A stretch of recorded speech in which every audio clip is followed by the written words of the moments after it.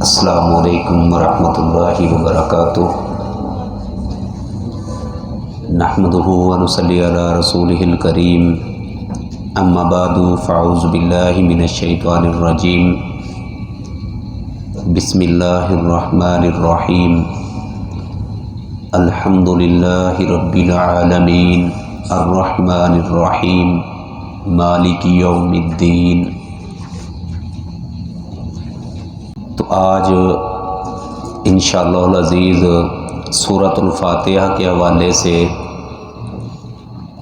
آپ بھائیوں کے سامنے کچھ اہمیت اور فضیلت میں بیان کرنا چاہتا ہوں۔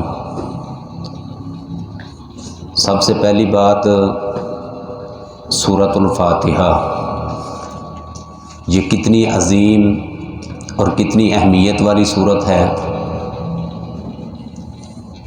صحیح مسلم میں حدیث ہے، ابن عباس رضی اللہ تعالی عنہ بیان کرتے ہیں کہ جبرائیل علیہ الصلاۃ والسلام نبی علیہ الصلاۃ والسلام کے پاس موجود تھے، صحابہ کرام رضوان اللہ علیہ مجمعین بھی تھے۔ تو اچانک آسمان کے اندر ایک دروازہ کھلا۔ دروازہ کھلنے کی آواز کو صحابہ کرام رضوان اللہ علیہ مجمعین نے بھی سنا۔ تو جبرائیل علیہ الصلاۃ والسلام فرمانے لگے کہ آسمان کے اندر جو یہ دروازہ کھلا ہے، یہ پہلے جتنے بھی نبی پیغمبر آئے ہیں، اللہ تعالیٰ نے کسی نبی پیغمبر کے لیے اس دروازے کو نہیں کھولا۔ اگر یہ دروازہ کھلا ہے تو صرف نبی علیہ الصلاۃ والسلام کے لیے کھلا ہے۔ اور دوسری چیز، جبرائیل علیہ الصلاۃ والسلام نے یہ بیان فرمائی کہ اس دروازے سے جو فرشتہ آیا ہے، یہ فرشتہ وہ ہے جو کسی بھی نبی پیغمبر کے پاس نہیں آیا، صرف نبی علیہ الصلاۃ والسلام کی طرف آئے ہیں۔ اور وہ فرشتہ دو نور والی چیزیں لے کر کے مجلس میں حاضر ہوئے، جو جبرائیل علیہ الصلاۃ والسلام نبی علیہ الصلاۃ والسلام کے پاس اور صحابہ کرام کے پاس موجود تھے۔ اور وہ دو جو چیزیں لے کے آئے تھے وہ کون سی تھی؟ ان میں سے پہلی چیز یہ سورۃ الفاتحہ تھی، اور دوسرے نمبر پر سورہ بقرہ کی آخری دو آیتیں بطور تحفہ نبی علیہ الصلاۃ والسلام کے پاس لے کر کے پہنچے۔ اور جبرائیل علیہ الصلاۃ والسلام نے یہ ساری کی ساری وضاحت نبی علیہ الصلاۃ والسلام کے پاس اور صحابہ کرام کے پاس یہ بیان فرمائی۔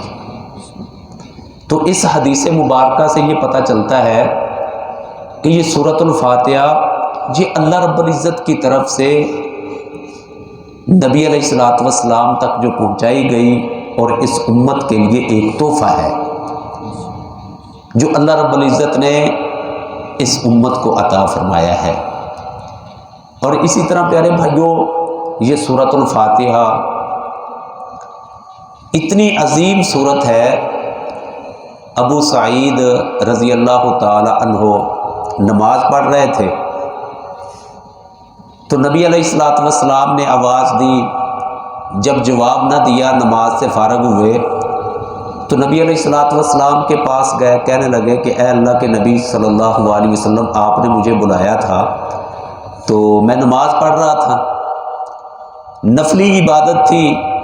تو اللہ کے نبی صلی اللہ علیہ وسلم فرمانے لگے کہ اے ابو سعید، کہ تجھے اس بات کا علم نہیں ہے کہ جب اللہ اور اس کے رسول آواز دے، بلائیں، پکارے، تو پھر ان کی آواز پہ لبیک کہنا چاہیے، باقی سارے معاملات چھوڑ دینے چاہیے۔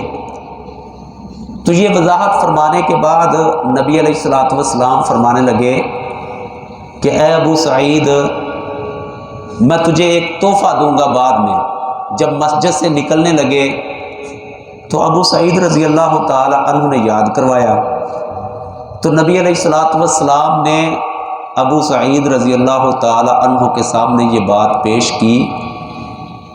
اور وہ بات کیا تھی کہ سورۃ الفاتحہ کے حوالے سے ذکر کیا، اور فرمانے لگے کہ یہ سورۃ الفاتحہ جو ہے یہ قرآن العظیم ہے دنیا کے اندر، باقی بھی پورا کا پورا قرآن موجود ہے، لیکن اللہ کے نبی صلی اللہ علیہ وسلم نے اس سورۃ الفاتحہ کو القرآن العظیم قرار دیا کہ قرآن پاک کی سب سے عظیم، سب سے بڑی سورت کون سی ہے؟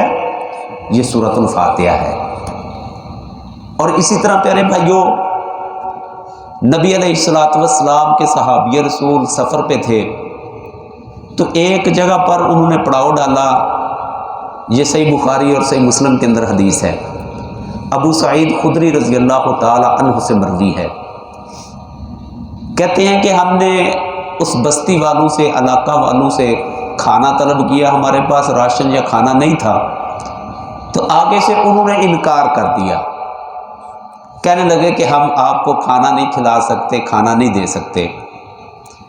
تو رات کے وقت اس قافلے سے، صحیح بخاری کے اندر تو یہ ذکر آتا ہے کہ ایک لڑکی آئی اور آ کے کہنے لگی کہ آپ کے اندر کوئی طبیب، کوئی علاج کرنے والا ہے؟ ہمارے قبیلے کے لوگ اس وقت نہیں ہیں، کسی سفر پہ نکلے ہیں یا گھروں سے باہر ہیں، تو ہمارے سردار کو سانپ نے ڈس لیا ہے، اژدہا نے ڈس لیا ہے، کہ اگر آپ میں کوئی طبیب ہے، کوئی علاج کرنے والا ہے تو وہ چل کے علاج کرے۔ تو ابو سعید خدری رضی اللہ تعالی عنہ، یہ صحیح مسلم کے اندر وضاحت ہے کہ وہ دم کرنے والا، علاج کرنے والا کون تھا؟ ابو سعید رضی اللہ تعالی عنہ تھے۔ کہنے لگے کہ میں علاج کر لیتا ہوں، اور پھر اس بات کو بھی ان کے سامنے واضح کیا، یہ بات طے ہوئی کہ میں آپ کے مریض کا علاج کروں گا، آپ کو جا کر کے وہاں پر جو طبی سہولیات ہیں وہ مہیا کروں گا، لیکن یہ ہے کہ میں 30 بکریاں لوں گا۔ 30 بکریوں پہ بات طے ہو گئی۔ اب ابو سعید خدری رضی اللہ تعالی عنہ گئے، جا کر کے دم کیا، تو جب دم کیا تو اللہ تعالیٰ نے شفا دے دی، صحت دے دی، تو 30 بکریاں بھی لے کے آئے۔ اب صحابہ کرام رضوان اللہ علیہ مجمعین کے سامنے کہنے لگے کہ ان کو ذبح کرو، کھاؤ، دودھ پیو۔ صحابہ کرام رضوان اللہ علیہ مجمعین کہنے لگے کہ اس طرح ہم تو نہیں کھائیں گے، اب ان کا کھانا ٹھیک ہے، جائز ہے، اسلام اجازت دیتا ہے کہ نہیں دیتا؟ صحابہ کرام رضوان اللہ علیہ مجمعین کا ایمان دیکھو، تقوی دیکھو، کہ کھانے کی ضرورت بھی ہے، اسی خاندان سے، اسی کنبے قبیلے سے کھانا طلب کیا ہے، انہوں نے جواب دے دیا۔ اب جانور بکری کے موجود ہیں، ذبح کر کے کھا بھی سکتے ہیں، سہولت موجود ہے، لیکن پھر بھی کیا ہے، ان کو استعمال نہیں کر رہے، کھا نہیں رہے۔ کہنے لگے کہ جب تک اس چیز کی وضاحت نہیں ہو جاتی کہ ان کا کھانا ٹھیک ہے، جائز ہے، اس وقت تک ہم ان کو اپنے استعمال میں نہیں لائیں گے۔ مدینے میں پہنچے، نبی علیہ الصلوۃ والسلام کے سامنے یہ بات رکھی گئی، ابو سعید خدری رضی اللہ تعالی عنہ کو بلایا گیا، تو نبی علیہ الصلوۃ والسلام نے دریافت کیا، پوچھا کہ اے ابو سعید، ذرا یہ تو بتلا، تو نے اس کو دم جو کیا تھا کیا پڑھا تھا؟ کہنے لگے کہ اے اللہ کے نبی صلی اللہ علیہ وسلم، میں نے یہ سورۃ الفاتحہ پڑھ کے ان کو دم کیا تھا۔ یہ صحیح بخاری اور صحیح مسلم کے اندر حدیث ہے۔ تو نبی علیہ الصلوۃ والسلام نے اجازت دی، فرمایا کہ تم اس کے علاوہ بھی کچھ پڑھا تھا، دم کے اندر کوئی اور چیز بھی پڑھی تھی؟ ابو سعید خدری رضی اللہ تعالی عنہ کہنے لگے کہ اے اللہ کے نبی علیہ الصلوۃ والسلام، سورۃ الفاتحہ کے علاوہ میں نے کچھ نہیں پڑھا تھا۔ تو اللہ کے نبی صلی اللہ علیہ وسلم نے فرمایا کہ تم کھا سکتے ہو، جو تم نے دم کیا ہے اس کے اوپر جو تم نے اجرت وصول کی ہے یہ حق ہے، اس کے اندر کسی قسم کی کوئی قباحت نہیں ہے، کوئی مسئلہ نہیں ہے، بلکہ نبی علیہ الصلوۃ والسلام نے اس چیز کو بھی واضح کیا کہ اس کے اندر سے مجھے بھی حصہ دو۔ سورہ فاتحہ پیارے بھائیوں، اس کے اندر اللہ رب العزت نے شفا رکھی ہے، یہ وہ عظیم صورت ہے۔ اور اسی طرح ابو داؤد کے اندر کتاب الطب کے اندر یہ حدیث موجود ہے۔ علاقہ بن سہار رضی اللہ تعالی عنہ مدینے میں آئے، آ کر کے اسلام قبول کیا، دین سیکھا اور واپس پلٹ کے جا رہے تھے۔ رستے میں ایک جگہ سے جب گزرے تو دیکھا قبیلے والوں نے ایک بندے کو لوہے کی زنجیروں کے ساتھ باندھا ہوا تھا. کہنے لگے کہ اللہ کے بندے تم نے اس کو باندھا ہوا ہے، کیا وجہ ہے؟ کہنے لگے کہ یہ پاگل ہے، ذہنی توازن ٹھیک نہیں ہے اس کا.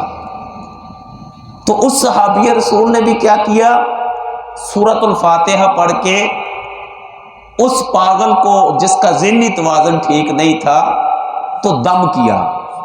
کس چیز کے ساتھ؟ سورۃ الفاتحہ کے ساتھ. جب سورۃ الفاتحہ پڑھ کے دم کیا تو اللہ رب العزت نے اس کو بھی شفا دے دی، صحت دے دی. اور اس کا قبیلے والوں نے کیا کیا، اس صحابی رسول کو 100 بکریاں دی. تو پیارے بھائیو، یہ وہ عظیم صورت ہے کہ جس کے اندر اللہ رب العزت نے شفا بھی رکھی ہے، اور اسی طرح اللہ رب العزت نے اس امت کو بطور تحفہ پیش کیا ہے. اور اسی طرح پیارے بھائیو، اس صورت کو اگر دیکھتے ہیں تو اللہ رب العزت کے ہاں اس کا مقام و مرتبہ کتنا ہے، اور اسی طرح حدیث مبارکہ کے اندر اس کے نام کیا کیا آئے ہیں. اگر دیکھا جائے تو نبی علیہ الصلوۃ والسلام نے اس کی بھی بڑی وضاحت بیان فرمائی ہے.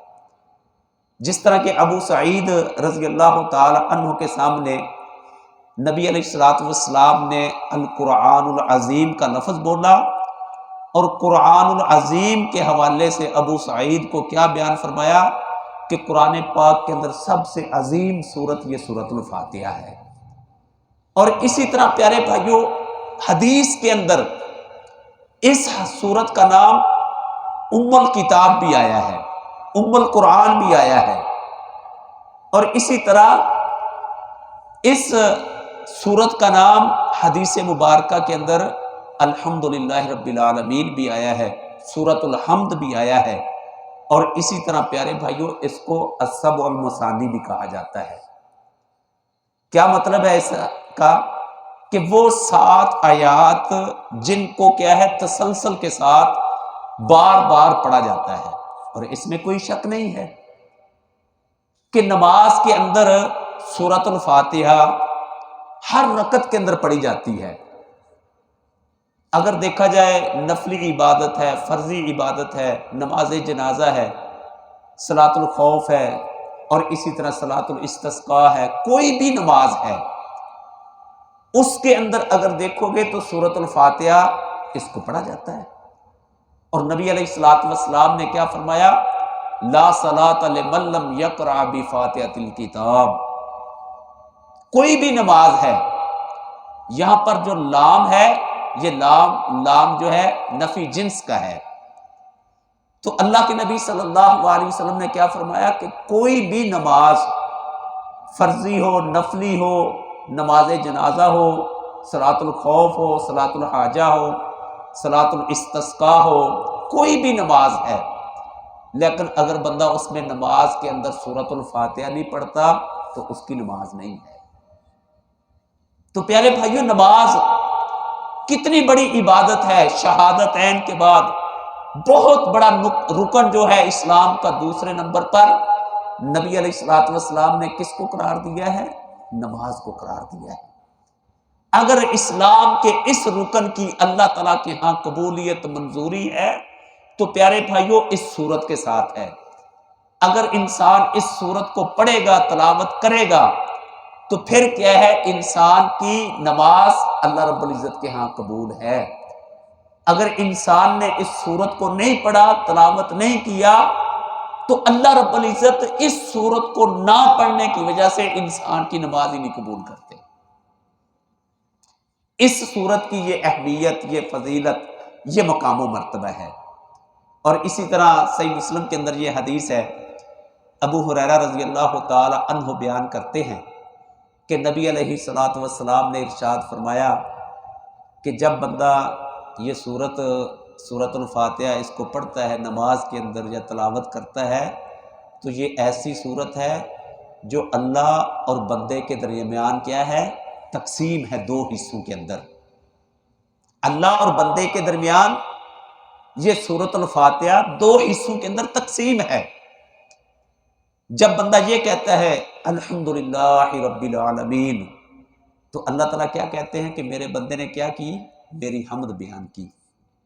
الرحمن الرحیم. جب بندہ یہ پڑھتا ہے تو اللہ کیا کہتے ہیں کہ میرے بندے نے میری ثنا بیان کی. مالک یوم الدین. جب بندہ یہ کہتا ہے تو اللہ کیا کہتے ہیں کہ بندے نے کیا کیا؟ میری بزرگی بیان کی ہے. تو پیارے بھائیو، اس سے آگے ایاک نعبد و ایاک نستعین اہدنا الصراط المستقیم. پھر آگے بندہ کیا کرتا ہے؟ کہتا ہے کہ اے اللہ، ہم خاص تیری عبادت کرتے ہیں اور خاص تجھ ہی سے مدد کا سوال کرتے ہیں، تجھی سے مدد طلب کرتے ہیں.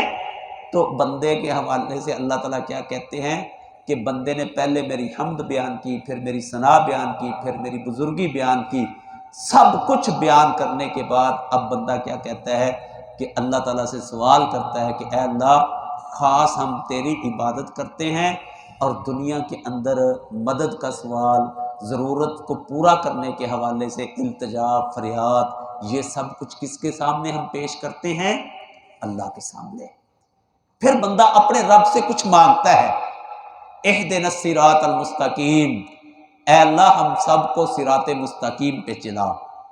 صراط الذین انعمت علیہم غیر المغضوب علیہم ولا الضالین. کیا کہتا ہے کہ اے اللہ ان لوگوں کے رستے پہ چلانا جن کے اوپر تو نے انعام کیا ہے، جن کے اوپر تیرا انعام نازل ہوا ہے، نہ کہ ان لوگوں کا رستہ جو گمراہ ہو گئے اور جن کے اوپر تیرے عذاب کا کوڑا برسا ہے. جب بندہ یہ کہتا ہے تو اللہ تعالیٰ پھر اپنے بندے کے حوالے سے کیا کہتے ہیں کہ اے میرے بندے، پہلے تو نے میری حمد بیان کی، ثنا بیان کی، بزرگی بیان کی، اس کے بعد جو کچھ تو نے میرے سے مانگا ہے اللہ تعالیٰ کہتے ہیں کہ جا میں نے تجھے عطا کر دیا. تو پیارے بھائیو، یہ اتنی عظیم سورت ہے سورۃ الفاتحہ، جس کی صرف 7 آیتیں ہیں. سب المثانی بھی اس کو کہا گیا ہے، الصلاح بھی اس کا نام آیا ہے، ام الکتاب بھی کہا گیا ہے، ام القرآن بھی کہا گیا ہے، القرآن العظیم بھی اس کو کہا گیا ہے. اتنے نام ہیں قرآن پاک کی اس سورت کے جو بیان ہوئے ہیں حدیث مبارکہ کے اندر. اور بھائیو، اللہ رب العزت نے اس سورت کو اگر کتاب و سنت کی روشنی میں دیکھا جائے تو جو اللہ تعالیٰ نے اعزاز اور شرف اس سورت کو عطا فرمایا ہے، قرآن پاک کی باقی 113 سورتیں دیکھ لو، تورات اور انجیل کو دیکھ لو، زبور کو دیکھ لو، آسمانی جتنی بھی کتابیں اللہ تعالیٰ نے نازل فرمائی ہیں، قرآن پاک کے ساتھ پیارے بھائیوں کسی بھی سورت کو، کسی بھی کتاب کے اندر اتنی اہمیت اور فضیلت اللہ نے عطا نہیں فرمائی جتنی اللہ تعالیٰ نے اس سورت کو فرمائی ہے. اور اللہ تعالیٰ نے اس امت کو یہ بطور تحفہ عطا کی ہے. اور اس کی اہمیت اور اس کی فضیلت اور اس کا مقام و مرتبہ اس چیز سے بھی واضح ہوتا ہے. سورہ بقرہ کو دیکھ لیں، سورہ ال عمران کو دیکھ لیں، سورۃ النساء کو دیکھ لیں، کتنی بڑی بڑی صورتیں ہیں، لیکن اتنی بڑی بڑی صورتیں ہونے کے باوجود اللہ تعالیٰ نے اتنا مقام و مرتبہ جتنا اس کو عطا فرمایا ہے، جتنی فضیلت اس کی نبی علیہ الصلوۃ والسلام نے بیان فرمائی ہے، اتنی اہمیت فضیلت ان کی نہیں بیان ہوئی. جس طرح کہ آیت الکرسی چھوٹی سی آیت کریمہ ہے نا، اس سے بھی بڑی بڑی آیات قرآن پاک کے اندر موجود ہیں، لیکن جو اللہ رب العزت نے اعزاز، فضیلت، مقام و مرتبہ آیت الکرسی کو عطا فرمایا ہے، بڑی بڑی آیات کے پاس وہ مقام و مرتبہ نہیں ہے جو آیت الکرسی کو ملا ہے. تو پیارے بھائیوں، جو حدیثیں میں نے آپ بھائیوں کے سامنے بیان فرمائی ہیں، ان کے اندر سے ایک بہت بڑا اہم مسئلہ یہ بھی ثابت ہوتا ہے کہ صحابہ اکرام رضوان اللہ علیہم اجمعین نے جس وقت اس سورت کو پڑھ کے ابو سعید خدری رضی اللہ تعالی عنہ نے، اور اسی طرح وہ ابو داؤد کتاب الطب کے اندر جو حدیث مبارکہ آئی ہے کہ صحابی رسول نے دم کیا، اور دم جب انہوں نے بالکل صحیح کیا اور اس کے اوپر جب انہوں نے اپنی بات طے کی اجرت مزدوری لینے کی، تو اسلام نے اس چیز کی اجازت دی. نبی علیہ الصلوۃ والسلام نے اس کے حوالے سے کوئی ایسی بات نہیں بیان فرمائی. تو یہ مسئلہ بھی اس حدیث سے، ان احادیث سے ثابت ہوتا ہے کہ اگر بندہ کوئی قرآن پاک کو صحیح معنوں کے اندر، کیونکہ اس کے اندر شفا ہے اللہ رب العزت نے رکھی ہے، تو دوسرے تیسرے کوئی شرکیہ الفاظ یا کوئی اس طرح کے دم کے الفاظ جن کی اسلام اجازت نہیں دیتا، اگر ان سے ہٹ کے اس کے ساتھ دم کرتا ہے تو اللہ رب العزت نے اس کے اوپر اجرت لینے کو بھی کیا ہے، حلال قرار دیا ہے۔ اور دوسرے نمبر پر پیارے بھائیوں، حقیقت کے اندر بات یہ ہے کہ سورۃ الفاتحہ تو تقریباً ہر بندے کو یاد ہے، کیونکہ نماز کا حصہ سمجھ کے، نماز کا اس کو رکن سمجھ کے، کیونکہ اس کے بغیر نماز نہیں ہوتی، ہر بندے کو یاد ہے۔ اگر گھر کے اندر کوئی ایسا مسئلہ بنتا ہے تو اس میں کوئی شک نہیں، علاج دوسرا بھی موجود ہے۔ دعا کے لحاظ سے دیکھا جائے، آج کل جس طرح کے ڈاکٹری علاج موجود ہے، طبیب ہوتے ہیں، حکیم ہوتا ہے، ہومیوپیتھک چلتا ہے، دوسرا علاج چلتا ہے، اسی طرح ایک روحانی علاج ہے، اور روحانی علاج کے اندر یہ سورۃ الفاتحہ اتنی عظیم صورت ہے کہ اللہ رب العزت بڑی بڑی بیماریوں کے اوپر انسان کو شفا عطا فرما دیتے ہیں۔ اب دیکھا جائے کہ بندے کا ذہنی توازن خراب ہو جائے، پاگل ہو جائے، اور وہ کیا کرے، عورتوں کو، بچوں کو قتل کرنا شروع کر دے۔ ابن ماجہ کے اندر یہ وضاحت موجود ہے کہ وہ صحابی رسول جس نے پوچھا تھا نا کہ اس کو تم نے کیوں باندھا ہوا ہے، وہاں پر انہوں نے یہ بات کہی تھی کہ اگر ہم اس کو کھلا چھوڑتے ہیں تو یہ بچوں اور عورتوں کو قتل کر دیتا ہے۔ جب انسان کا مسئلہ اور بیماری اس حد تک ہو تو اگر یہ بندہ اس صورت کے ساتھ دم کر کے علاج کرتا ہے تو اللہ تعالیٰ اس کو شفا دیتے ہیں۔ تو گھروں کے اندر معاملات ہوتے ہیں، مسائل ہوتے ہیں، اگر یہ سورۃ فاتحہ ہر بندے کو آتی ہے تو پھر کیا کرنا چاہیے؟ سورۃ الفاتحہ پڑھ کے بندے کو اپنے بچوں کو دم کرنا چاہیے، اس لحاظ سے بھی علاج کرنا چاہیے۔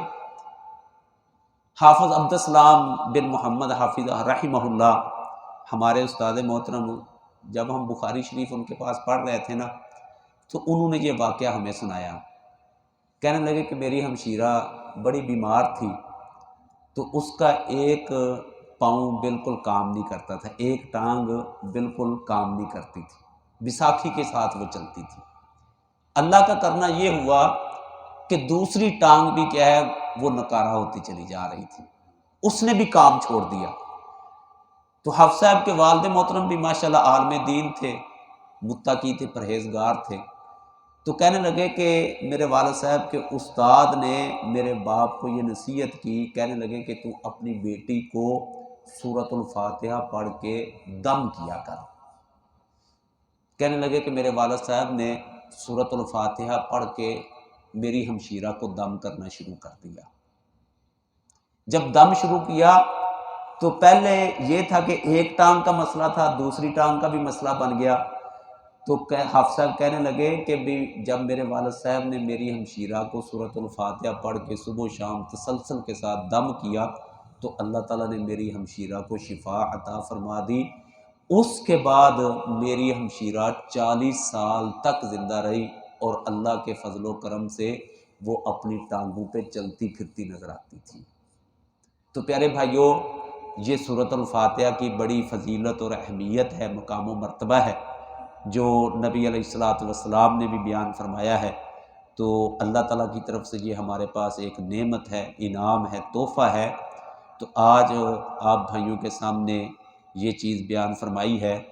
اور سورۃ الفاتحہ، فاتحہ جو اس کا نام رکھا گیا ہے، القاموس والے نے اس کی وضاحت یہ بیان فرمائی ہے کہ ہر چیز کی جو ابتدا ہوتی ہے نا، پہلی پہل ہوتی ہے، وہ اس کی فاتحہ ہوتی ہے۔ مثال کے طور پر کوئی بھی چیز ہے، اس کا جو پہلا حصہ ہوتا ہے نا، وہ اس کو فاتحہ کہا جاتا ہے۔ تو یہ سورۃ الفاتحہ قرآن پاک کی پہلی سورت ہے، تو اس لحاظ سے اس کو سورۃ الفاتحہ کہا جاتا ہے، کیونکہ اس سورت کے ساتھ قرآن پاک کی ابتدا ہوتی ہے، قرآن پاک کی شروع یہاں سے ہوتی ہے، قرآن پاک کو یہاں سے شروع کیا جاتا ہے، تو اس وجہ سے اس کو سورۃ الفاتحہ کہا جاتا ہے۔ اور اسی طرح پیارے بھائیوں، یہ ایتیں 7 ہیں، سب المثانی اس کو کہا گیا ہے، لیکن آگے جتنا بھی قرآن پاک ہے، مصنف ہوتے ہیں نا، کتاب لکھتے ہیں، کتاب لکھنے سے پہلے وہ اس کتاب کا مقدمہ لکھتے ہیں، اس مقدمے کے اندر لکھنے والا کتاب مصنف وہ سب کچھ بیان کر دیتا ہے کہ میں نے کتاب کے اندر یہ چیزیں لے کے آیا ہوں، یہ میرا موضوع ہے، تو سب کچھ وہ کتاب کے مقدمے کے اندر اس کا ذکر کرتے ہیں۔ تو اللہ رب العزت نے ان 7 آیات کے اندر پورے کے پورے قرآن پاک کا نچوڑ درج کر دیا ہے۔ اللہ رب العزت نے پورے کے پورے قرآن پاک کا نچوڑ ان 7 آیات کے اندر بیان کر دیا ہے۔ تو پیارے بھائیوں، اس وجہ سے یہ قرآن پاک کی سب سے بڑی عظیم سورت ہے، اس وجہ سے اس کو ام الکتاب کا نام دیا گیا ہے۔